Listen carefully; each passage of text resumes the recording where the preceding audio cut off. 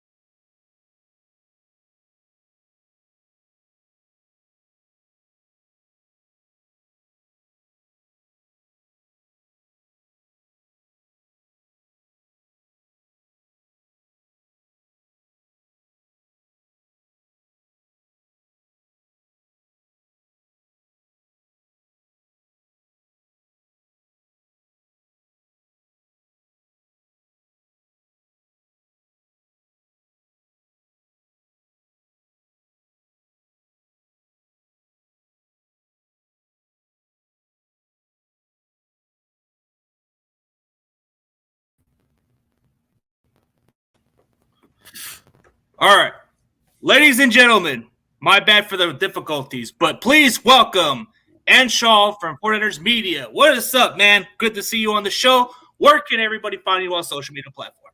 What's up? First off, I want to thank you for having me on your show. I just kind of found your show a little while ago, and so I've really liked your show, so I'm happy to be here. You guys can find me on Instagram, Twitter, and YouTube at 49ermedia, and I also have a podcast, First Take Niners, which is on YouTube as well. Oh yeah, you do like a little podcast with another guy, and it's called Niners First Take or something like that, right? First Take Niners, yeah. Oh, there you go. There you go. Yeah, you guys talk about mostly topics of 49ers on a podcast together. Who's that guy again? He's just another like fan page I kind of met on Instagram, and so I've always wanted to start a podcast, and so he kind of reached out to me, and so we decided to create a podcast. Sometimes it works better when you reach out for other podcasters. It's always a good thing to work with somebody together so you guys can have ideas and all that stuff. Yeah. You know, that's a good thing to go with. But I see that we got I see we got CarCast, who you're familiar with, right? Uh, no, actually, I don't think I've watched any of their stuff. CarCast is new to the channel. Definitely somebody you should definitely collaborate with at some point. This guy is an up and coming content creator. He's about over 200 subs. This guy's growing his channel slowly. And yeah, definitely somebody you should work with. He's open for it. Alrighty, man. I guess I'll hit you up, and we can do some training camps stuff. Oh yeah. So since we're talking like other position battles, there's a lot going on for training camp for tomorrow. But what's the most interesting topic that you're looking forward to before training camp?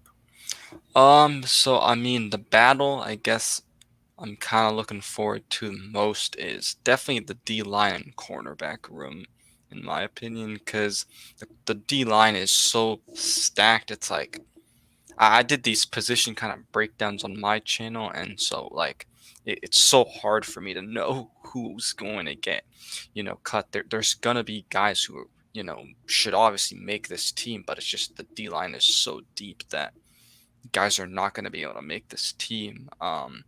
Because I feel like when you go through every single guy, he brings something really, really good to this squad. But again, it's just, it's part of football. It's part of the NFL. Sadly, you can't keep every single player, right?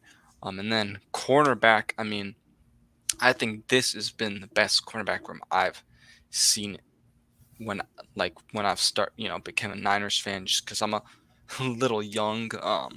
So I haven't, I didn't get to see the 1900s, sadly. So this has been definitely, I say, probably the best cornerback room that I've seen. And, with the stacked defensive line, it's going to make the job easier on the secondary. And so Travarius Ward, a guy that the Niners, signed, that's very, very exciting, been getting better, every year that he's been in this league. So I think those two groups are really, really exciting. Yeah, the cornerback position has been one of our biggest weakness last year because we had to go through cornerback depth and picked up some players off the streets, and we were just very unlucky at that position. But then when I look into the depth chart, yeah, signing Travarius Ward was a bit like, wow, we kind of went a little bit there, Before that, we wouldn't go as aggressive with cornerbacks like that. Yeah, for sure. I mean, like I said, I haven't really seen like this crazy, Sherman's been kind of the best cornerback I've seen on this team. And so there's a lot of young guys, and now Travarius Ward's a veteran. I feel like the whole theme of kind of the off season, especially in free agency, has been kind of going younger. You let guys go like DJ Jones, Laken Thompson. So the young guys, I think that's good because you still have some veterans, but that means also some of these guys, hopefully will be on this team for longer. Well, yeah, when you look at our defensive linemen, yes, DJ Jones may have cost a little bit more.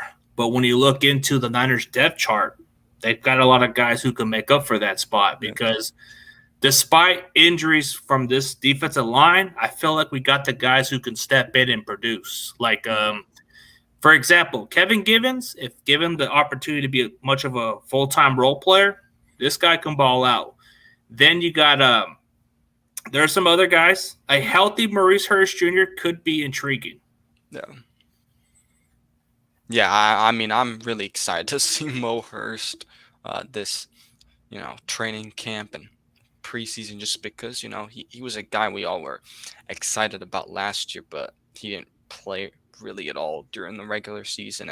And he's a guy, who played for the Raiders, right, who hadn't been very productive. And so I expect Chris Kassir to make the guy a stud. Oh yeah, Chris Kassir he's like the magic touch, man. He could just make anybody look good. I mean, and we just signed Robert Nietzsche too, so it's not like he's that bad of a player. It's just he hasn't been able to stay healthy, and he just hasn't found the right role. Yep. Maybe the fact that he's got an opportunity to come over here to compete, and Chris Kassir can coach this kid up. I mean, if you want to look at statistics, there's nothing as bad. Wait, can you guys hear me? Yeah, we can hear you. Oh, okay. He said never mind. But yeah, I think as far as our defensive linemen, we do got some good run stoppers. My only concern is Javon Kinlaw. Can that knee hold up? Because that's always been the question mark. Even coming into the draft, I did a lot of my research, and I'm like saying we can't draft this kid if he has a knee problem because arthritis knees, it's a no joke. It's hard to overcome, and his knees are kind of like it's the only question mark. But if he can hold up during the season, I think he's going to be fantastic. Yeah, because he's just a monster-looking guy. He's huge, so it's like you're right. The knees are most important, and I feel like the interior part of the D-line isn't as solid as I feel like on the outside. But you also do have a guy like Charles Menuhu who can play both. So I think obviously the Niners feel very comfortable about the interior part of the defensive line. So I'm not too worried though. Yeah, defensive line depth is just the least of my concern. But then you look more into our linebacker core. I like the depth chart, especially the guys who we got undrafted too. Those are guys who could maybe be on our practice squad or maybe sneak into the roster too. But we got a lot of linebackers with safety background. Yep.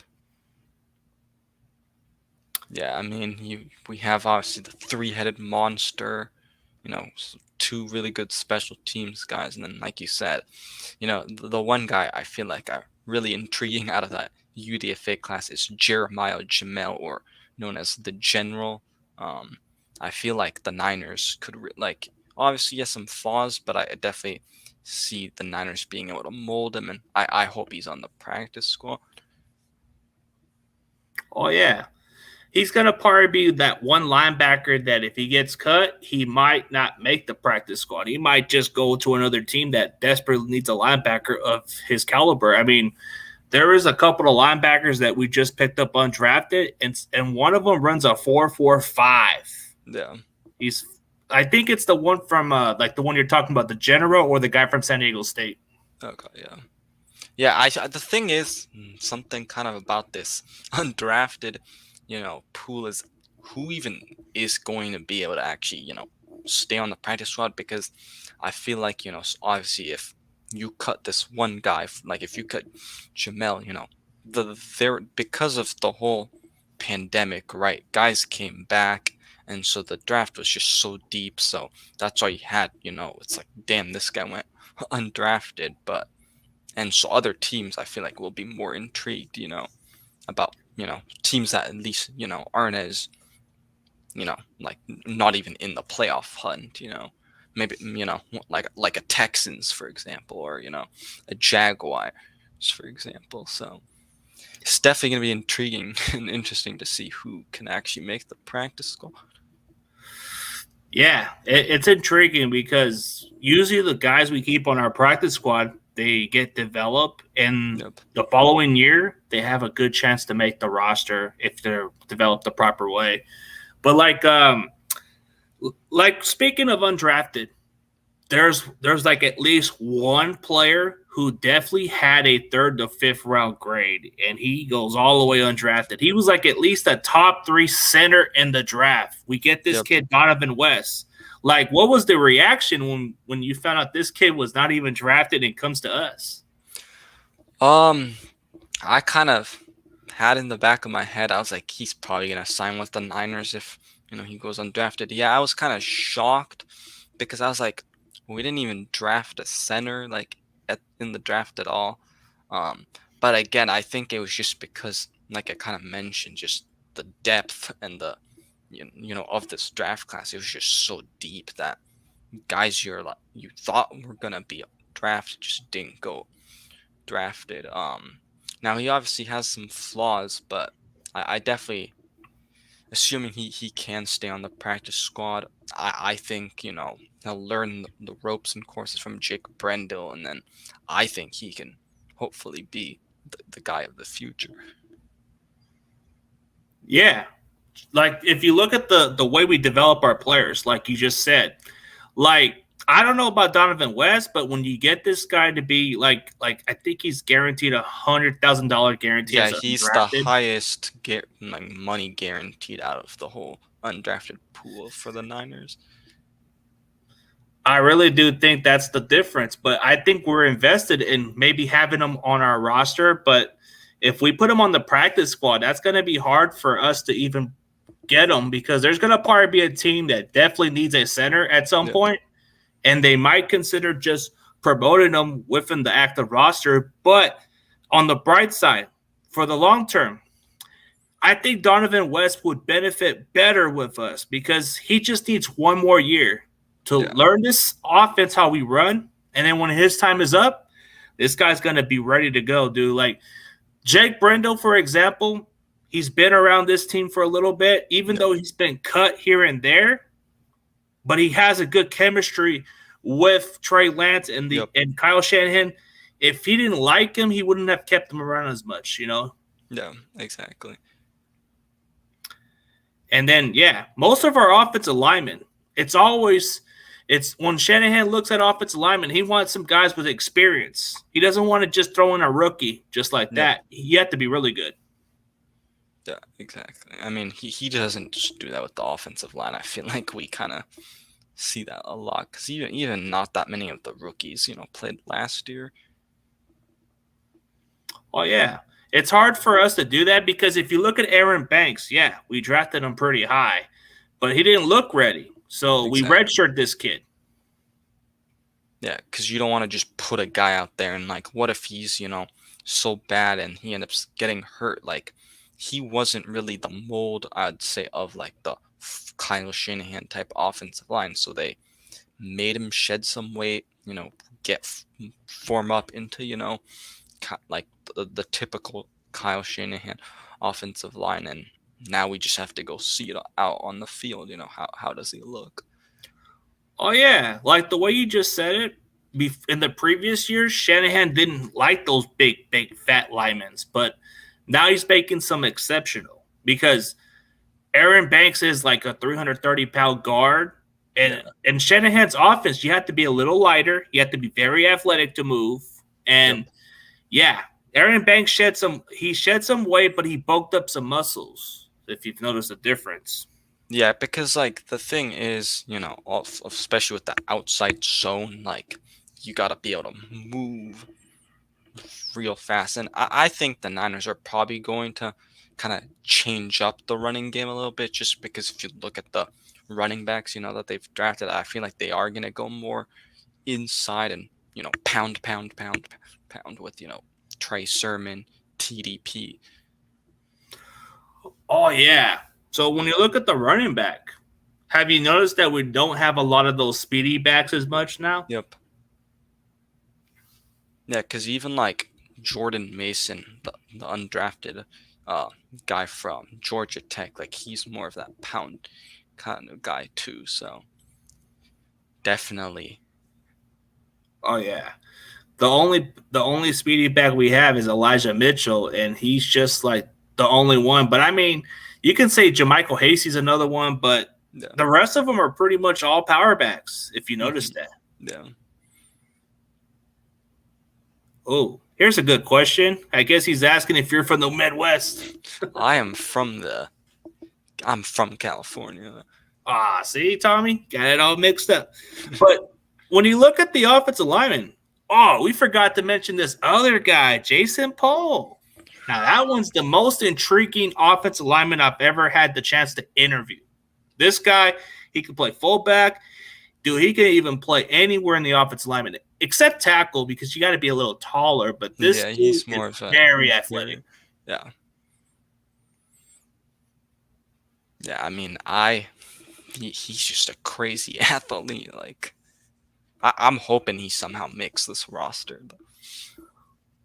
Yeah, especially a guy that's 6'1", 300 pounds, but this guy moves as quick as Trent Williams. Oh yeah.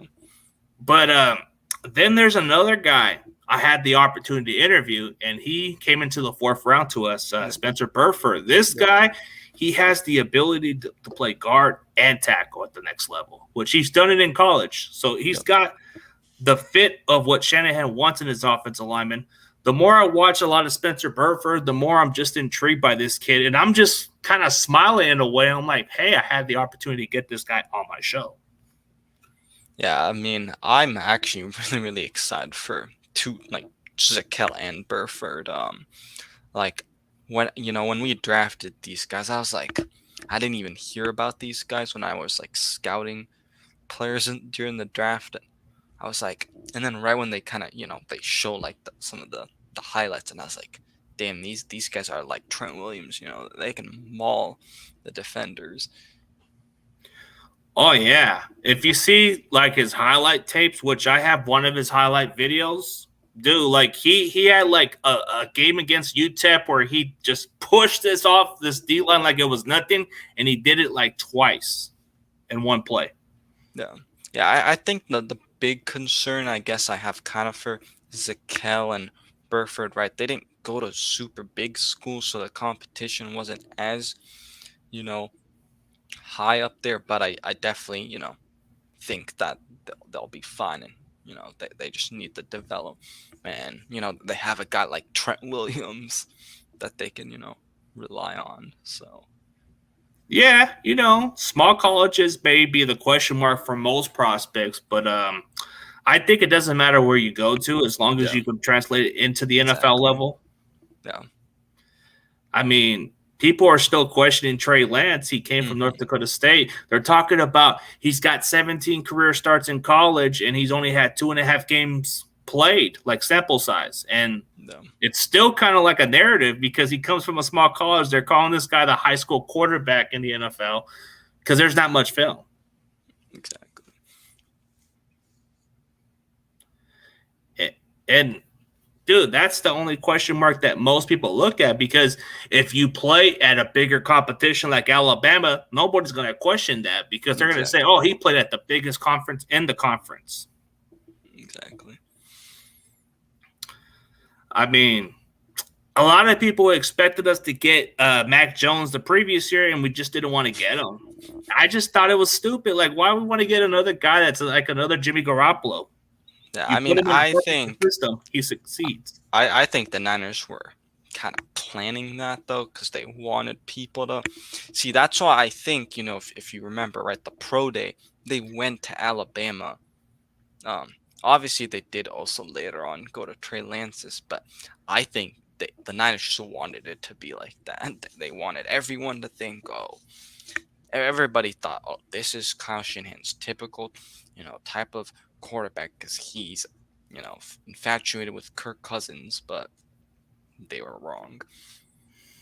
Well, he always wanted to have a Kirk Cousins coming, but it never happened. But when you look at Shanahan's history of quarterbacks, he's always developed some pretty good quarterbacks. But it's the one thing that's been holding Kyle Shanahan's back from winning the big one is actually having a quarterback that can elevate this team to the next level. Yeah, because I feel like with Trey Lance, I felt like even like between, the games he did play, right? He played, Arizona, right? Because Garoppolo was hurt, played the second half versus Seattle, and then played that Texans game. I felt like when I watched that Texans game, like, I felt like he was going outside the pocket, extending plays. I already saw that. I feel like improvement. And so Trey Lance is definitely going to be able to extend the plays with his legs. He can obviously throw the deep ball. So, it's going to be fun to see Trey Lance to Danny Gray, Trey Lance to Ray McLeod for sure. Oh, yeah. We haven't even got to the wide receiver groups as of yet, but we can go on with this topic. I mean, speaking of wide receivers, I feel like this is the best talented wide receiver group we have for quite some time. Yeah, because I feel like we've been kind of like top heavy.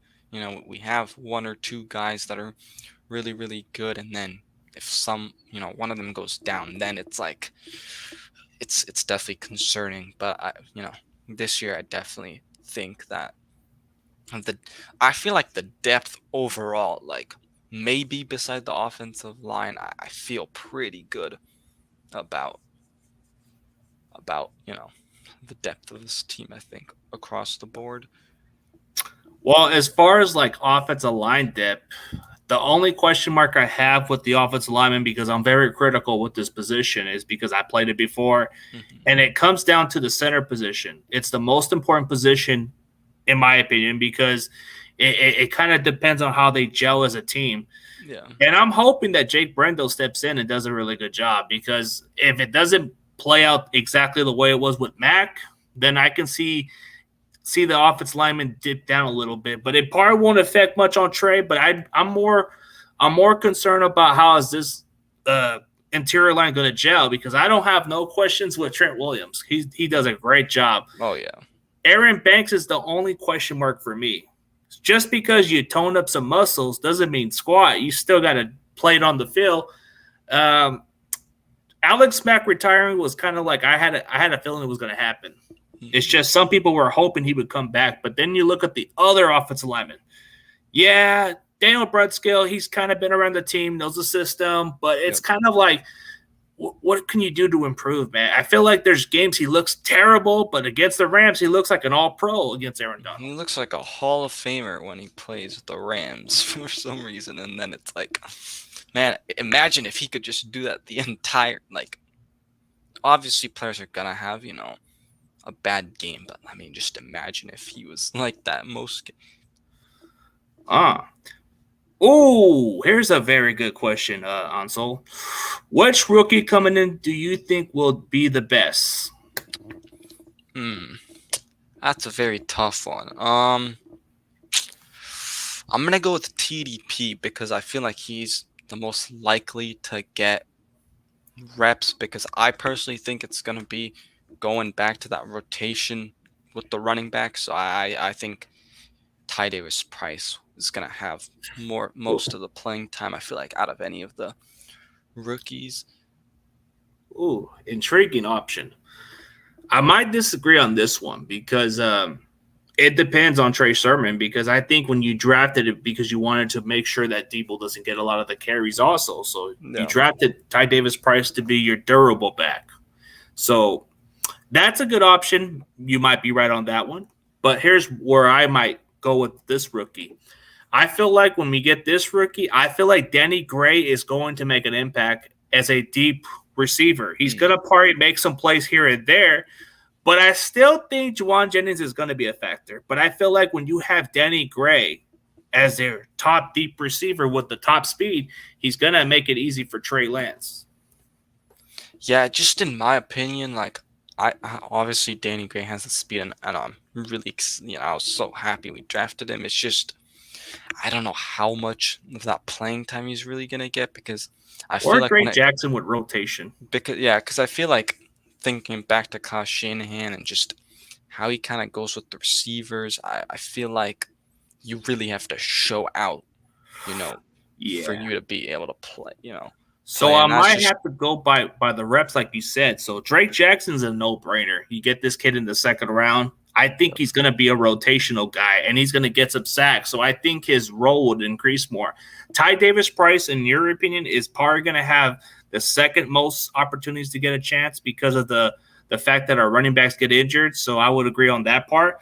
But Drake Jackson, he's going to be the guy that steps in. And Nick Bosa has said that he's never done stuff exactly what Drake Jackson does. So what does that say? Yeah. I mean, another guy who, I don't know, it's going to be tough because there's definitely a camp battle there. It's not for sure. But slot corner, Samuel Womack, end up beating out, some of these veterans. Possibly, maybe he's, a guy who gets a lot of playing time, but we'll see. Yeah, a lot of offensive line, like the way we drafted. I don't know. I'm very high on Burford, but I don't think he'll win the starting job. It's just Shanahan likes to go with veterans more than rookies, so that might be tough for me to say. But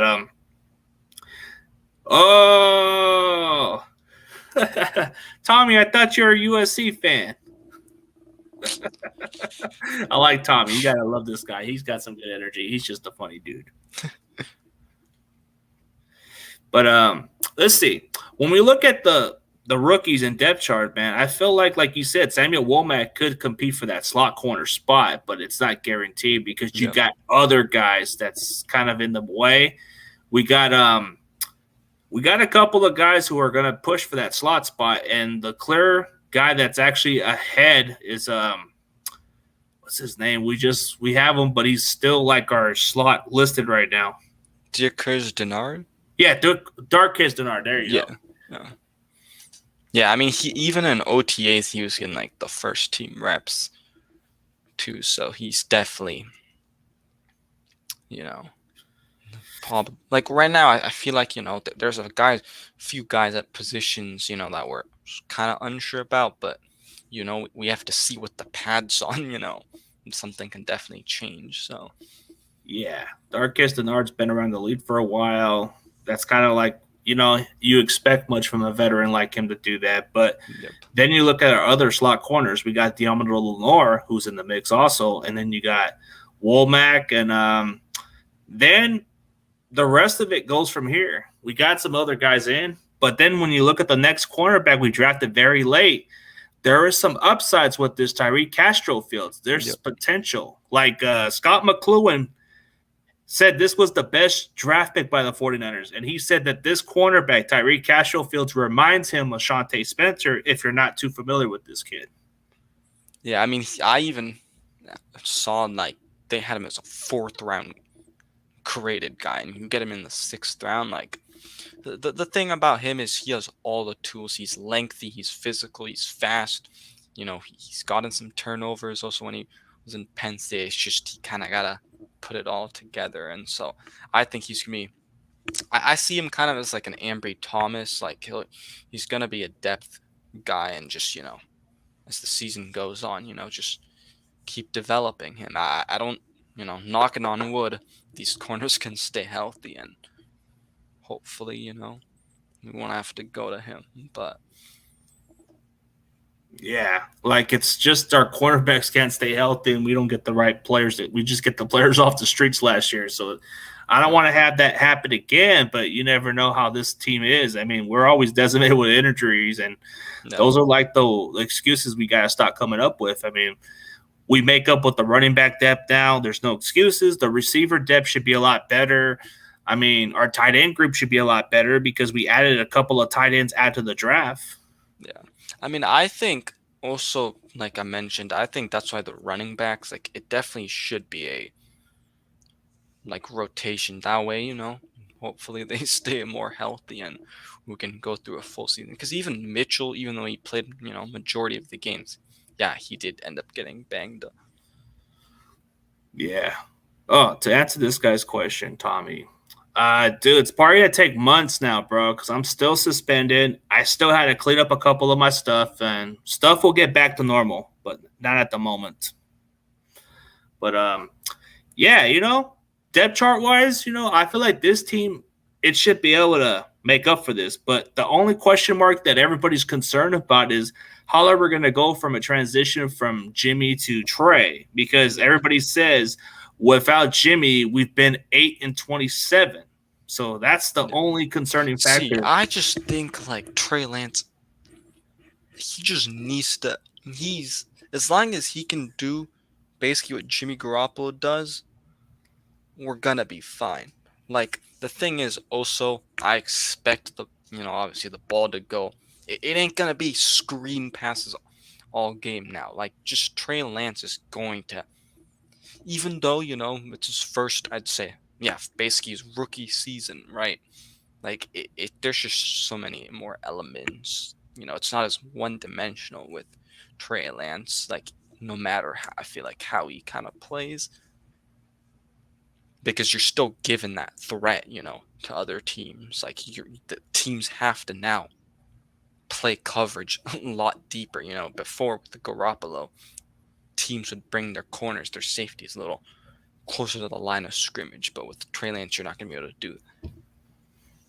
Yeah, with Trey, he gives you that deep arm talent, just accuracy needed to work on because that was the one thing that I was a little critical about. Yeah. But, yeah, his footwork needed to improve, and he just needs to be smart on the ball. When he runs, can he just slide? Yep. If you slide, it's fair play. If they hit you, they get a flag for that. Exactly. But don't try to be reckless like Lamar Jackson, who does that too. He gets hurt. Yeah.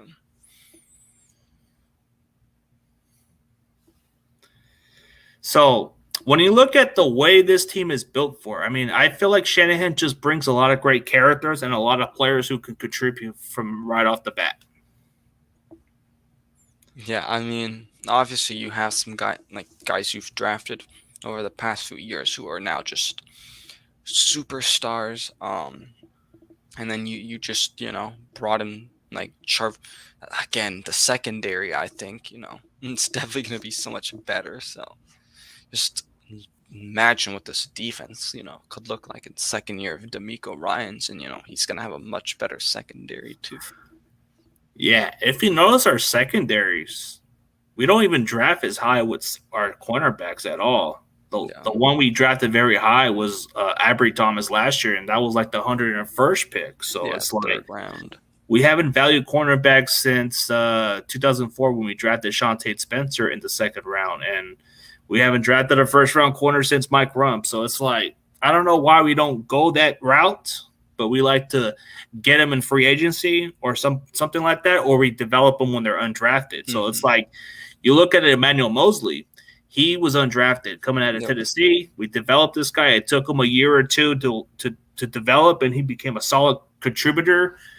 And then you look at Travarius Ward. He came into the league as undrafted coming out of Middle Tennessee. He was with the Cowboys for a little bit, and then he got traded to the Chiefs and did pretty solid. And the last couple of years, he's gotten better with his coverage skills, and that's what the Niners like about him is he's a little bit of a dog. He could tackle and make plays right there. Yep, he's physical, can tackle really well, coverage skills. Like you said, he's been getting better and better every year. So yeah, it's just people are questioning the ball hawk skills. I guess if you're not getting targeted as much, that's understandable, but it would be nice for him to get those game-changing interception plays. Mm-hmm. So when you look at this this entire receiving core, do you feel confident that a deal will get done with Deebo Samuel, or you think he's just going to play out the entire contract? Ooh, that's a tough question. I feel like because we haven't really heard like anything about Deebo, like I feel like it's good news because it's been very quiet. But if I'm gonna guess, I think he gets extended during camp. We're hoping that he does. I mean, usually the 49ers get a contract done before training camp, and it's one day before training camp, so it's gotta be done, right? So maybe by the morning we'll probably get some news. If not, then I'm kind of scratching my head and say, what's going on? What's the holdup? Yeah. Hey, or maybe, he's gonna come to camp tomorrow and, they're gonna talk. Maybe after practice, they're sitting down, and then maybe Wednesday, we hear the news that the 49ers have extended Deebo. Ooh, okay. So that might be a good prediction. So we'll hear it on Wednesday. Okay. So if I get the idea that he's signed by Wednesday, I'll just say, hey, 49ermedia said it. Yeah, man. It's like I feel like there's gonna be some breakout players. But Ayuk's got the poise to break out this year because of the chemistry with Trey Lance is gonna be a huge difference. Yeah, I mean, even the league's like sleeping on him. It's crazy because, like you said, it's like the brotherhood, the connection just feels like it's there. And we even saw it last year, especially in that Texans game. And so Ayuk is, Ayuk's going to be that, like, the Trey Lance, like, blanket. If something's not going right, like, Trey Lance is going to look for Brandon Ayuk. Yeah, he is because he's got those long arms. He could run some good routes. He's very solid after the catch. That's something intriguing about him. But then you look at the next receiver we got is Juwan Jennings. This guy's ascending, coming as a 7th-round pick from Tennessee. He could have been drafted a little higher, but people were questioning his off-the-field issues and his characters. And his 40 time, everybody was saying this guy's too slow. Yep.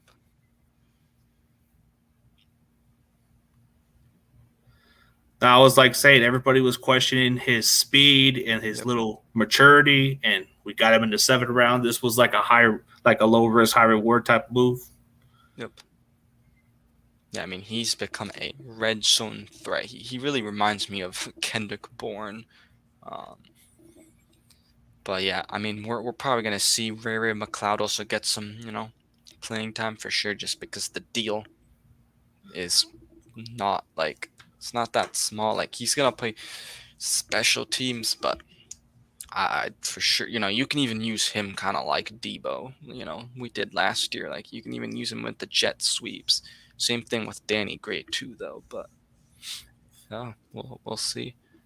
Yeah, I think I think with Ray McLeod is our return game will be a lot significantly improved. It's just he's never scored a touchdown as a returner, but he's a good returner. He puts Yeah. like the teams like the Steelers in good field position. And that's what the 49ers need is good field Yeah. position to where they can score.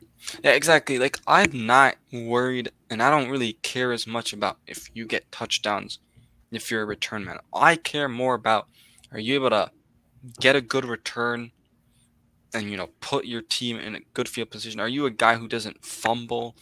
Because that was definitely a bunch of, like, some of the issues we also had, the past couple of years, like with the Richie James, for example. There were some fumbling issues. So I feel like, I'm fine if he's not getting touchdowns. Again, I just hoping he doesn't have drops and, can put us in good field position. Yeah, last year he did get some playing time, and he had about 39 catches last year, which were below 10 yards per catch, but he was able to make some key plays, especially on some first down plays. And then there was those little jet sweep plays that he did in Pittsburgh, and that's what I like about him so far. It's like you have that little Debo-ish in him, but you could definitely get him as a returner also. Yeah, I mean, I think he's definitely going to be able to go deeper just because, again, he did have Ben Roethlisberger as his quarterback too, so. Yeah, and then you look at Danny Gray. This guy comes in the third round, has some ridiculous speed, and he can catch the ball, and he can break those tackles too. So yards after the catch, this guy takes those extra yards. He doesn't go down easy. Yes, please, give him that Yak Bros application and, welcome him to the Yak Bros. Yeah, that's a tough application. You got to be a dog. Got to be a dog to join that team. I mean, Kittle was the foundation. Yep. But then you look at some other receivers. I think the last spot would probably be intriguing because you got Malik Turner, you got Tay Martin, you got Marcus Johnson. Those are the ones that it's up for grabs. Yeah, Keyshawn Johnson, who I personally think it's going to be between Keyshawn and Malik Turner. I personally think for that last spot. Oh, Keyshawn from Fresno State, my alma mater. That guy's good, but it's just he's never got a fair opportunity. Yeah. But with Keyshawn, he's a good, solid possession receiver. Yep. He gives you kind of like exactly the same thing as what we got with Juwan Jennings, just a little lighter. Mm-hmm. But then you look at a couple of receivers we got. Tay Martin, he does make some good 50-50 contested catches when he went to Oklahoma State. And then you got Malik Turner, who's been around the Seahawks and Cowboys. Yep. He had 3 touchdowns last year with Dallas, which was contributed for his playing time. I think he's a solid depth receiver, but I think when you add some competition, like guys like Marcus Johnson, who's got that 4.3 speed and can actually make some good contributed there, that's a huge factor. Then you have a guy that's undrafted like Tate Martin who can maybe make a case to push himself on the roster. We'll see. Isn't there, I guess there's Taysir Martin or Taysir Mack. I think there's another. Oh, yeah, Taysir Mack from Pittsburgh. Yeah, we got that one from Pittsburgh. He's a pretty tall receiver, 6'3". I think he's about 190 pounds. Yeah, I don't really – I feel like the depth is just so now, like, good on the receiving core that I feel like that last spot's probably going to be a veteran. So I don't really see these undrafted guys making the actual – maybe on the practice squad. But yeah, I see them making the practice squad. Like, I could see us maybe keeping Tate Martin on the practice squad unless a team really likes him and they'll try to push him to the active roster. Then I can see that. But I think it's going to come down to Malik Turner maybe making the team because he's got experience and he's a solid guy who can step in also. So he's not that bad. No. I wanted to ask you, how do you feel about the tight end depth? Because, obviously you can't replace George Kittle, but I feel like the depth is a little kind of shaky, I feel like, at that second spot. Ooh, that's a very good question with the tight end groups. I like the depth this year, especially the competition all around. I mean, yes, it's going to be hard to replace Kittle's production because he's going to miss some time here and there. No. But when you look at guys like Ross Dwelly, who's been around the team for a while, and he just makes catches every now and then. Charlie Warner is a spectacular blocker, but not quite a good receiver, if I'm being honest. And then you look at Tyler Croft, who we just picked up, a very solid tight end who can step in and make some plays. And then you get a guy like Troy Fumagalli, who's been around the Broncos and Patriots, a solid contributor.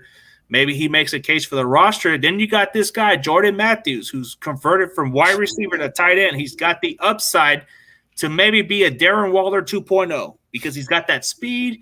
He's got the hands. It's just, when is he going to get his opportunity? That's the question. I mean, I like Jordan Matthews when he was a wide receiver, but putting him at tight end could be scary, but I don't know what the front office sees with him. They keep cutting him in and out, and then they keep doing the Dante Johnson special.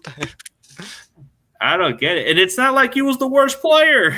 Yeah, I mean and then you also have Tanner Hudson, who obviously seems kind of like he Hudson had too. The guy from Tampa Bay. Connection with Trey Lance too. So. Oh yeah, especially Tanner Hudson, the one you just said that we got from Tampa Bay. That guy's another sleeper also. But I like the tight end group. When you look at their depth charts, I don't feel as concerned. Even though if Kittle is going to miss time, I feel like we got the guys who can step in now. Yeah. But I know what I'm getting with Dwelly because he's kind of solid, but he won't be as effective like Kittle. Charlie Warner, he's a good blocker. I just want to see if Jordan Matthews can make a leap for this, man. I really like this kid. I mean, this might be a hot take, but I do not see Ross Dwelly making the roster. Ooh, that's a bold statement right there. It wouldn't surprise me. It might even come as a surprise that maybe Charlie Warner doesn't make it, but he only makes it because he's a blocker. Yeah. But I don't know. Maybe you're right. Maybe Dwelly gets cut and Warner's our number 2 because they like him as a blocker. But I would think like the guy replacing him would maybe be a Tanner Hudson or like a Troy Falugami or even a Tyler Croft. Ooh. So let's go by projection. Okay, let's say we do keep 4 tight ends. So we already know Kittle's the exception, so he's number 1. But let's go with the at least the 3 tight ends you feel like that's going to stick around. Okay, so yeah, Kittle, Warner, Tyler Croft, and I guess Tanner Hudson. Ooh, okay. I see what you're going through. Yeah, that sounds kind of intriguing. But all right, let me give you my 4 tight ends. Of course, Kittle, that's number 1. Charlie Warner, they really like him as a blocker, but there's just nothing special about him. He's just a good blocker, but I guess that's what you need in this offense, so he's going to be number 2. Tyler Croft, I can see where you're coming from. That's definitely number 3 because he's a solid receiver. And then this may come as a surprise, but if Shanahan really likes this guy so much and he keeps bringing him in and out, I can see Jordan Matthews make a push for that roster as a number 4. The thing is, I don't know. I don't even think the Niners keep 4 tight ends. I feel like they are gonna, use 3. But the thing is also, yeah, you brought up a good point, right? Charlie Warner, we kind of need to see more of that receiving. But with, I think the offensive line, kind of questions how's Michael McGlinchey gonna look when he comes back. I think it's good to keep Charlie Warner because then you can maybe put him in as an extra blocker at times. Yeah, Charlie Warner is like your extra blocker when it comes down to it because as a receiver, it's like he's kind of like an okay receiver in tight end, but just never gets much of the target. So he's mostly just a solid blocker and a good special teamers too. Yeah. But if there's anything else you want to say before we end the show, we could definitely tell the audience where they can find you, and maybe down the road we could definitely collaborate, man. Yeah. I guess that's kind of it. But guys, 49ers football is almost here. Less than 24 hours to go. So yeah. You guys can find me on Instagram, Twitter, and YouTube at 49ermedia, as well as my podcast on YouTube, First Take Niners.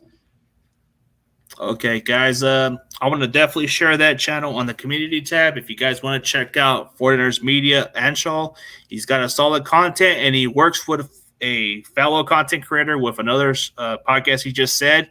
It's one of their things they do. But yeah, it's going to be interesting this season, especially tomorrow, training camp. I can't wait for it, man. And I'm going to definitely go see what you got to say, bro. But keep up the good content, bro. Keep grinding. That's all it Appreciate it. takes. I really appreciate, your content. I was really happy that I found your channel. Again, thanks for having me. Oh, no problem, man. I'm glad I found you too.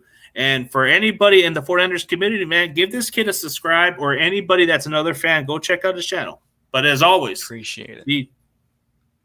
CG Ruthless and 49ers Media is out, and I'll see you guys later on the flip side.